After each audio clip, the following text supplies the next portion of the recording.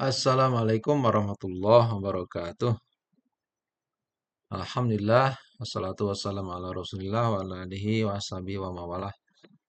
Oke, teman-teman yang saya banggakan pada kesempatan kali ini, kita akan menyampaikan materi Islam dan pengetahuan, ya, yang pada hari ini kita akan membahas terkait dengan karya dan peradaban Islam dalam bidang ipteks, ya.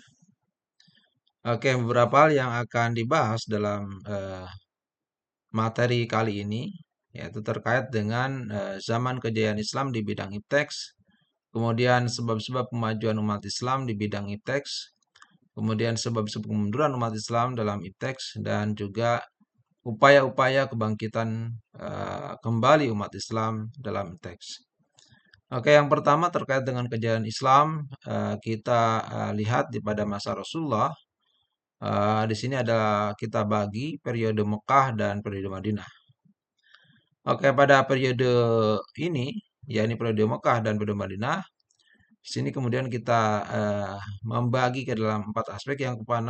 Yang pertama pada masa Nabi, di mana Nabi menyampaikan pengetahuan tentang agama secara oral. Artinya dari mulut ke mulut, ya, langsung disampaikan kepada para sahabatnya, ya. Ini adalah orang yang hidup bersama Nabi, baik itu secara sembunyi-sembunyi maupun secara terang-terangan. Yang kedua adalah di sini juga sebagian masyarakat sudah mengikuti ajaran Nabi Muhammad SAW hingga mereka masuk Islam yang dikenal dengan As-Sabiqun al-Awwalun. As-Sabiqun al-Awwalun adalah orang-orang yang pertama kali masuk Islam. Di sini ada Abu Bakar, kemudian juga ada Ada Aisyah, ya, ada Umar, ya, Utsman, Ali. Itu adalah orang-orang yang pertama kali masukin, termasuk juga istri dari Nabi Muhammad SAW, yakni adalah Siti Khadijah.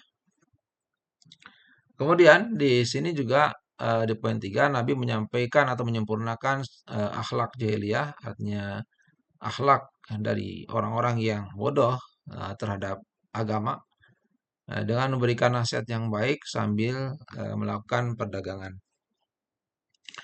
Dagang yang dilakukan oleh Nabi tentunya dilakukan dengan cara yang jujur, artinya sekaligus juga memberikan pembelajaran kepada mereka orang-orang jahiliyah agar berlaku jujur.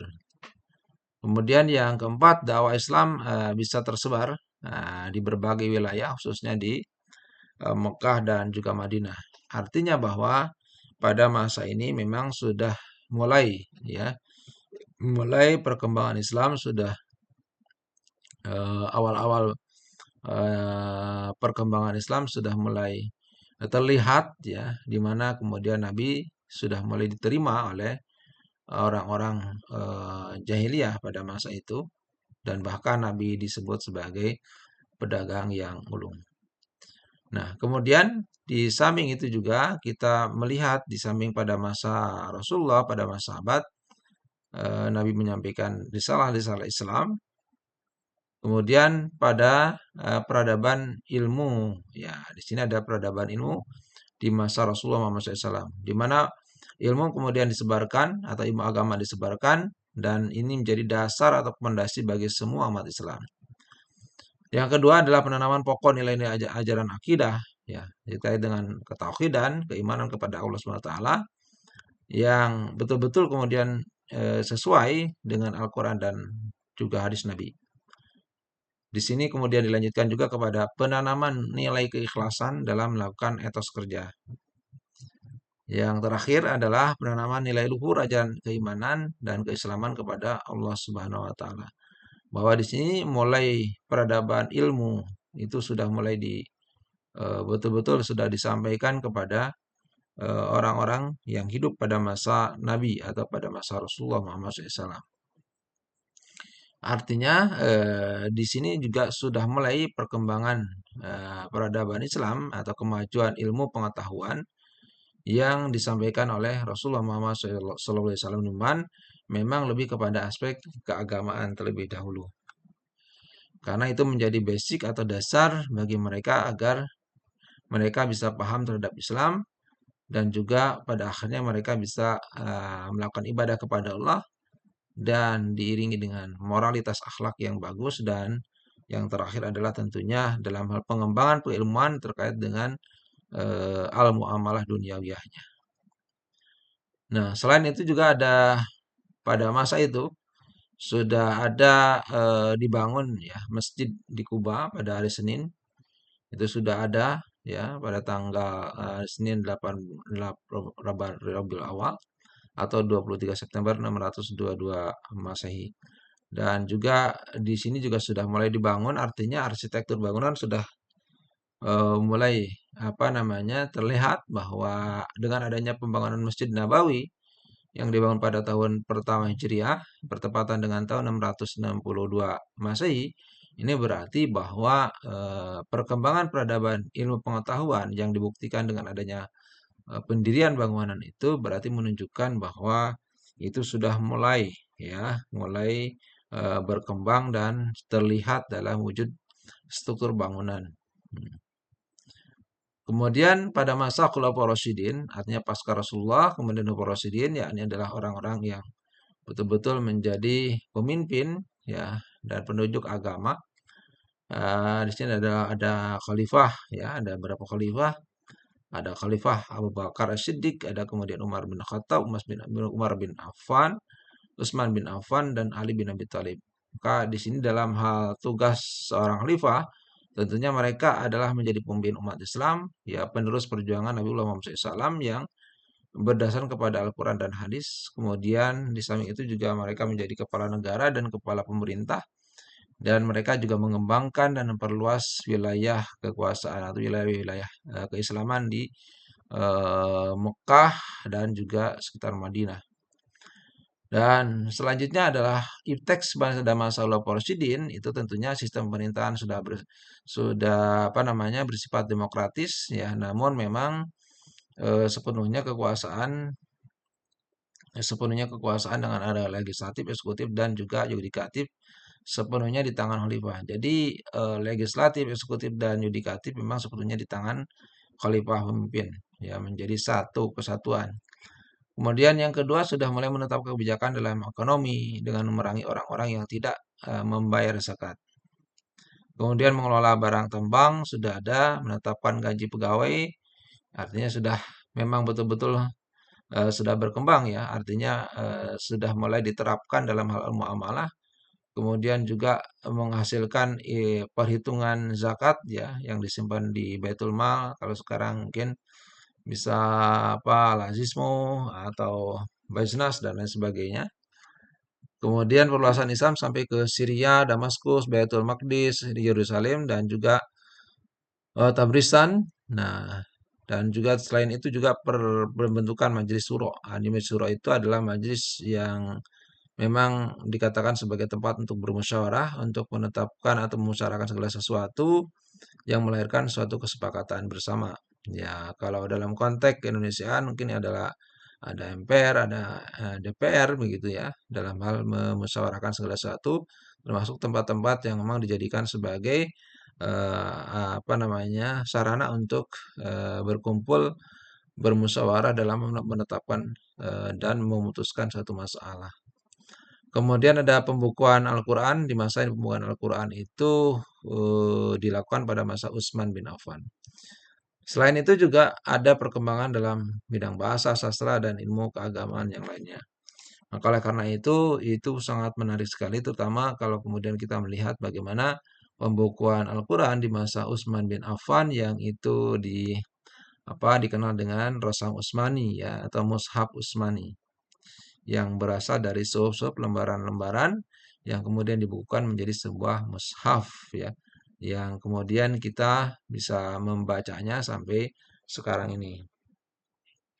Kemudian selanjutnya adalah dinasti Umayyah ya. Jadi kita masuk di pasca Khulafaur Rasyidin adalah masuk dinasti Umayyah yang kemudian berkuasa dari 661 sampai 750, kurang lebih 89 ya. Oke, 89 tahun ya. Di sini ada Muawiyah bin Abi Sufyan ya di Damaskus, Suriah. Muawiyah bin Abi Sufyan itu berkuasa dan bahkan bisa satu melakukan ekspansi ya, perluasan daerah kekuasaan sampai berbagai wilayah seperti Afrika Utara, India, Afghanistan, dan lain sebagainya sampai ke sebagian besar kerajaan Bumi Timur. Kemudian di sini juga sudah muncul dua universitas yang besar, Universitas Iskandaria, Naisabur sebagai pusat penelitian dan perkembangan pengetahuan. Artinya sudah semakin maju terutama dalam bidang ipteks ya. Selain juga itu munculnya berbagai bidang keilmuan, ilmu kedokteran, filsafat, ekonomi dan lain sebagainya. Selain itu juga sudah muncul imam madhab yang terkenal, yang kita kenal adalah ada 4 madhab. Di sini adalah orang-orang Imam Abu Hanifah, Imam Malik, Imam Syafi'i dan Imam Ahmad bin Hambal. Nah, sehingga kemudian dari mereka lah melahirkan 4 madhab itu. Ada madhab Hanafiyah, ya, golongan Hanafiyah, Malikiyah, Syafi'iyah dan Hambaliyah atau Hanabilah. Kemudian sudah sudah mulai berkembang sangat besar di mana kemudian puncak kejayaan pada masa ini dinasti Umayyah pada masa Umar bin Abdul Aziz. Oke, selanjutnya kita jalan-jalan kita lihat ke struktur ya ke kepemimpinan nasab Umayyah yang semakin ke bawah semakin banyak berarti semakin lama ya sekitar 89. Ya. Ya kurang lebih sampai 1 abad ya 1 abad kurang lah ya. Nah, 1 abad ya ada 100 ya kurang lebih 100 tahun ya. Jadi dilihat strukturnya seperti ini. Kemudian dilihat dari aspek peninggalan bangunannya artinya betul-betul sudah maju ya dan bahkan bangunannya kokoh luar biasa ya walaupun di satu sisi yang lain memang belum ada jendela dan sebagainya. Tapi ini membuktikan bahwa perkembangan dalam arsitektur bangunan ya luar biasa yang dibuktikan dengan adanya masjid ya. Kemudian selain itu ini ada di wilayah Jordan ya bisa dilihat teman-teman. Kemudian dinasti Umayyah, jalan-jalan ke dinasti Umayyah, ya ini berkuasa 750 sampai 1258 kurang lebih 5 abad ya. Yang dipimpin oleh Abu Abbas As-Saffah di Baghdad, Irak. Maka di sini kemudian kalahnya dinasti Umayyah di Damaskus oleh Abbasiyah, Abu Abbas As-Saffah. Kemudian runtuh dan pindah kekuasaan ke Abbas As-Saffah dan mulai berkembang ilmu nakliyah, Al-Quran, hadis, tauhid, fikih, ilmu bahasa, ilmu akliyah, matematika, astronomi, logika, kedokteran, fisika, dan kimia. Artinya disinilah kemudian teman-teman bisa melihat bagaimana perkembangan ipteks itu lebih berkembang ya di masa dinasti Abbasiyah ya, dinasti Abbasiyah. Kemudian lahirnya berbagai filsuf. Nah, di sini juga menunjukkan ciri khas di dinasti Abbasiyah sudah lahir filsuf seperti Al-Kindi, Al-Farabi, kemudian Ibnu Sina dan juga ilmu Ibnu apa namanya dan juga ilmuwan yang lainnya ya.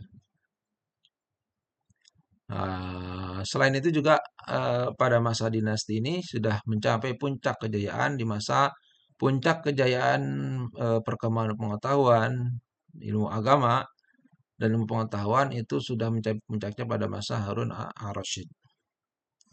Selanjutnya dilihat dari struktur ya kepengurusan atau kepemimpinan itu semakin luas, semakin banyak cabangnya, semakin banyak anak cucunya. Berarti itu menunjukkan semakin lama ya dinasti Umayyah berkuasa sekitar 5 abad 8 tahun. Oke, selanjutnya kita jalan-jalan. Nah, ini dinasti Abbasiyah ya, daerah kekuasaannya semakin luas ya.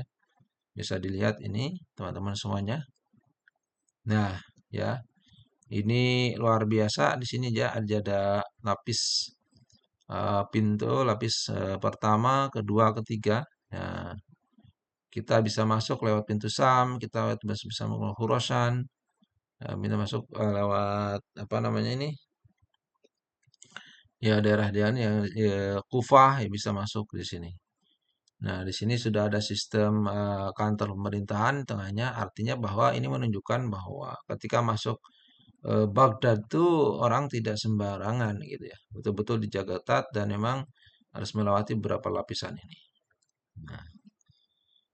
Nah, inilah Irak sebagai pusat peradaban Islam yang sekarang ya memang sangat apa namanya memprihatinkan ya karena ternyata apa namanya yang menjadi pusat peradaban umat Islam itu betul-betul hampir sudah nggak ada walaupun masih ada ilmuwan yang lainnya tetapi hampir tidak apa namanya kurang berkembang karena adanya faktor eksternal yang kemudian membuat Irak menjadi porak-poranda. Nah, padahal disinilah kemudian kita melihat munculnya berbagai macam filsuf, ya, kemudian juga ilmuwan-ilmuwan, ya, termasuk ilmu agama itu luar biasa ya di sini. Oke, selanjutnya dilihat dari bangunan, wah itu lebih kokoh lagi daripada yang dinasti Umayyah, ya dinasti Abbasiyah luar biasa, ya, bangunannya ada ukirannya begitu, ya, ini pahatnya luar biasa nih ukiran-ukirannya teman-teman semuanya. Nah, itu apa namanya sangat mengagumkan sekali, ya. Jadi artinya bahwa umat Islam pada masa itu tidak ketinggalan zaman. Oke, selain itu kemudian ada dinasti Umayyad di Spanyol, ya ini sudah berkembang luar biasa. Bahkan selain juga ilmu agama, termasuk juga masjid di Cordoba, ya sekolah-sekolah, buku-buku ya lahirnya Universitas Cordoba yang melahirkan juga ada perpustakaan yang berisi ratusan ribu buku ini. Jadi luar biasa berkembang pesatnya, termasuk juga kemajuan arsitektur bangunan di Cordoba, Granada, dan Toledo. Hmm.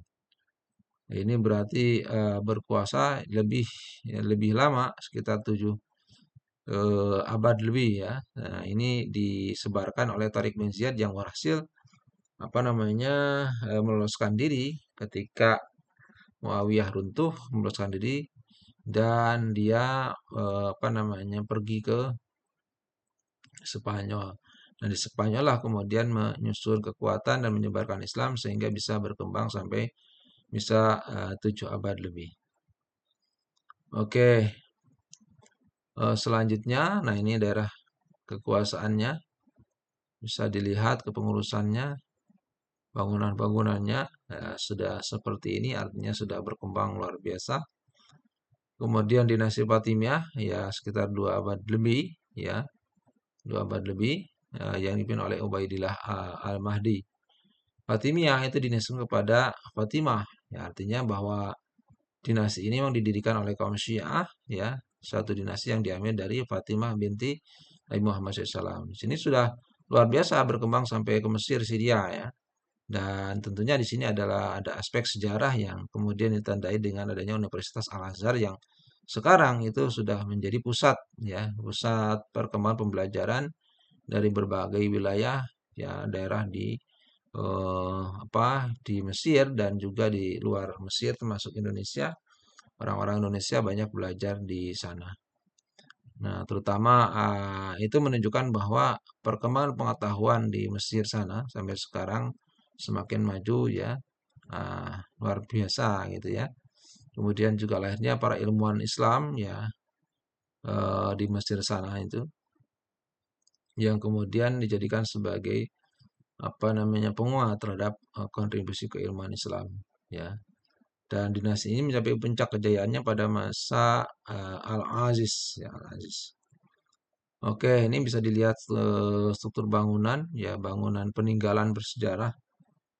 Bisa dilihat di sini adalah kita tampilkan dari foto di Kairo ya yang dibangun pada masa dinasti Fatimiyah.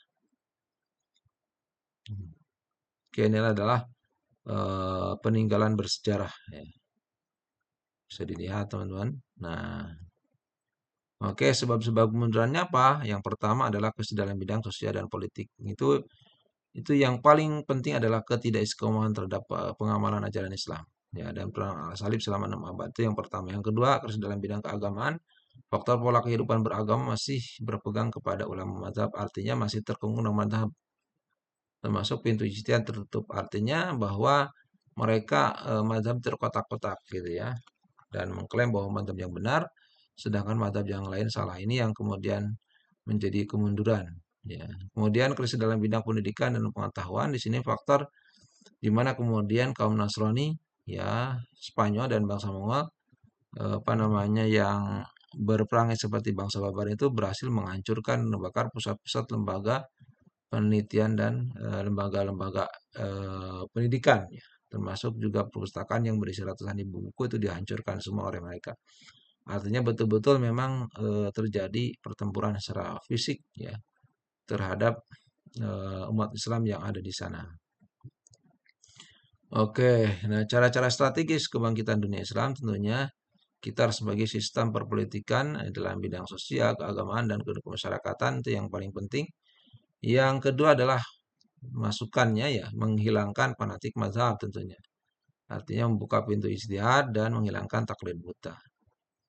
Yang ketiga adalah melakukan revitalisasi tempat pendidikan dan pengembangan pengetahuan sehingga bisa maju mengalami peningkatan yang signifikan terhadap berbagai macam keilmuan.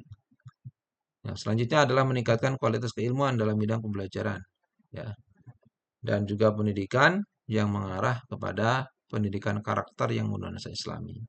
Yang terakhir tentunya kita harus melakukan integrasi keilmuan agama dan pengetahuan umum sehingga ilmu pengetahuan agama dan umum tidak ada dikotomi, dia terpisah, tentunya terintegrasi ya sehingga saling melengkapi satu sama lain. Gitu. Nah, tokoh-tokoh monumental ya, tokoh-tokoh monumental bisa dilihat di sini adalah ada tokoh-tokoh yang sangat dan karya yang monumental di sini ada Kalkulus ya. Kalkulus ini ada Kursiar Ibnu Laban ini ya pendirinya itu. Kemudian robotik ya, itu penemunya bukan pendiri penemunya Ismail Al-Jazairi.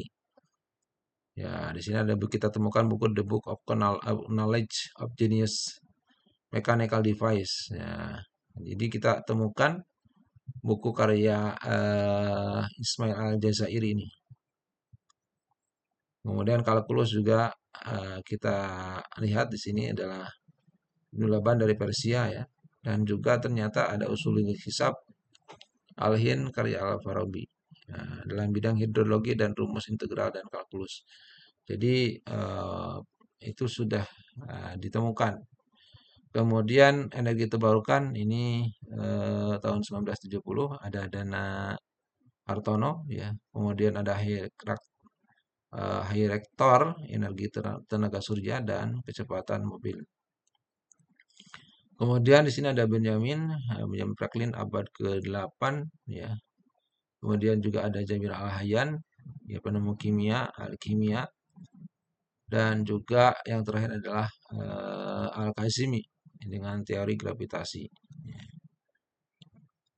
Oke, saya kira itu teman-teman yang saya banggakan terkait dengan apa namanya tokoh dan karya monumental perkembangan Islam dari masa Rasulullah, kemudian masa Khulafaur Rasyidin, kemudian masa dinasti Umayyah, dinasti Abbasiyah, dinasti Fatimiyah, dinasti Umayyah dan Andalusiyah, dinasti Fatimiyah.